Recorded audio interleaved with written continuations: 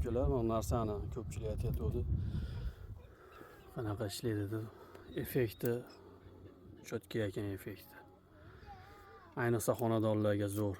Kaptar boqadigan, uyda tovuq boqadigan, aylantirib zabor, duol zaborni ustidan bitta mosima o'zi yetadi, bir dona. Devordan mana shuncha ko'tarib bitta totib bersa, uyga mishiq umuman kirolmaydi. O'ldirmaydi-ku mana o'sha mishiq devorga chiqqanda kiradigan joylarga shunday tegsa bo'ldi, qayta yaqinlashmaydi o'sha yerga. Mishiqdan bezor bo'lganlarga zo'r apparat. Xohlovchilarga olib keltirib beramiz mana shundan. Kabeli bilan miyasidan olib keltirib beramiz. Akkumulyatorda ham ishlayveradi, tokda ham 12 voltda ham ishlayveradi. Tok chiqarishicha 12 voltdan kuchliroq. Mishiq bitta yegandan keyin qaytib xonadonga kirmaydi. Mol qo'y boqadiganlar, cho'l hududda, dala hududda boqadiganlarga ham zo'r narsa. Aylantirib kabelini totib qo'ysa, mollarning aqa-baqa qo'y-po'ylar chiqib ketmaydi.